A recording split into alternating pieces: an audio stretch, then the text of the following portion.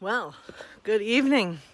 Welcome to the Friday night, May 15th edition of Bedtime Stories with me, your host, Pastor Michelle.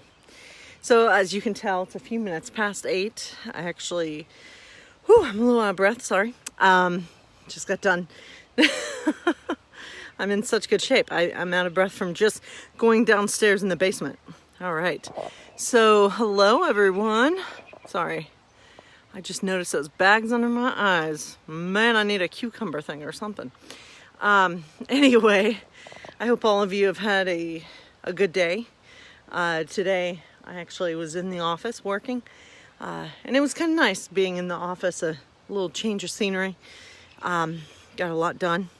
And then I drove home and it was a nice rainy day at first, and then the sun came out, as it always does, it feels like. And I always think about that when you think about storms, and right now our country, our world is kind of in a storm.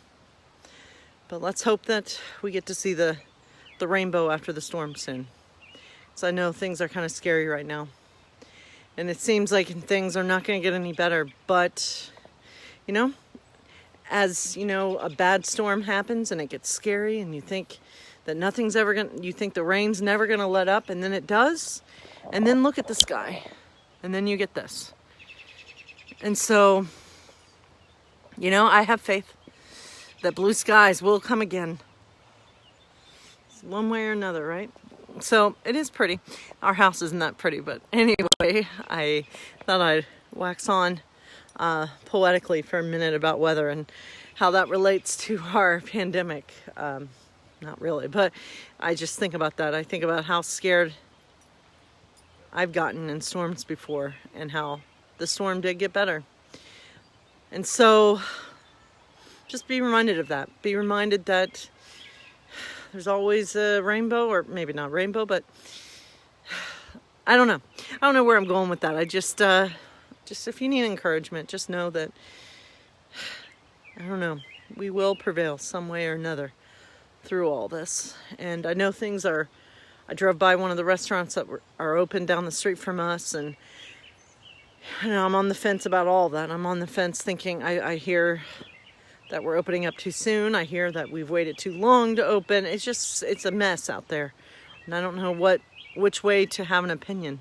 But I don't know. Things are crazy, and I hope that, I just hope that with us opening all the businesses and things, I hope that the numbers don't go back up. And I hope that there's not an increase in all the cases of corona. But anyway, I wasn't wanting to say all that today. I wanted to just get into my story, but I felt like talking a little.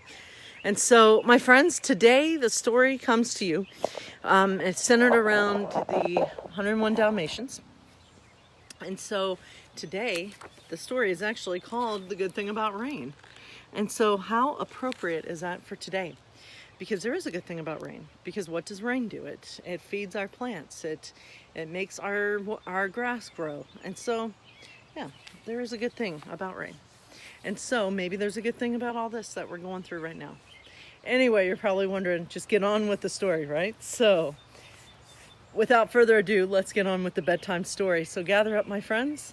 Let's listen to The Good Thing About Rain. "Rise and shine," cried Pongo. One by one, he nudged each of his 15 Dalmatian puppies with his nose. Most of the puppies yawned and stretched, but Raleigh just rolled over and slept on. "Oh, come on, Raleigh," Pongo whispered in the pup's ear. "It's morning. Don't you want to go out?"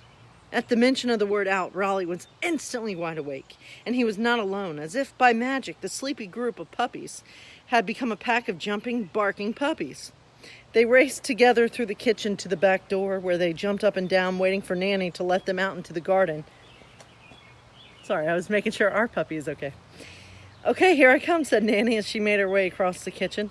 Then she flung the door wide open and stepped out of the way to let the puppies race past. But they didn't move. It was raining. "Oh, go on," said Perdita, trying to nudge the pups out the door. "It's only a little water." But they wouldn't budge. The next morning, Patch awoke with a start with a few sharp barks. He helped Pongo wake the other puppies. Within seconds, all 15 were crowding around the back door. Nanny again rushed to let them out, and once again, puppies were very disappointed to see raindrops falling. When Nanny opened the door the next morning, the puppies were so surprised to see the sun shining that they didn't know what to do. Then, springing into action, they tumbled over another in a rush to get out the door. They raced off in different directions, ready to explore. But then, almost at once, all 15 puppies froze in their tracks. They looked around at one another, then down at themselves. What was this stuff getting all over their spotted white coats? It was brown, it was wet, it was squishy, it was mud, and it was fun. From the doorway, Pongo and Perdita looked out at their muddy puppies and laughed. "You know what this means, don't you?" Pongo asked Perdita. Perdita nodded. "Baths." Pongo smiled, watching the frolicking puppies. "Let's not tell them just yet," he said. And so I think the moral of that story is the good thing about rain is that there's mud. So tomorrow's story will be another story centered around the classic Disney film Toy Story. And so there is our puppy. Lemmy! Okay. There she is, our little escape artist. You wanted to see she's not a Dalmatian, but there she is. Lemmy Cakes! She likes, well, there she comes. Because you want to see what she does. Oh, well, she goes in the house.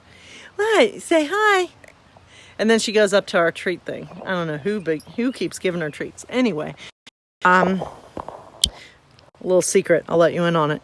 It's me. So anyway, thanks for joining me tonight. And thanks for listening to me wax on a little bit at the beginning. Just felt like just talking.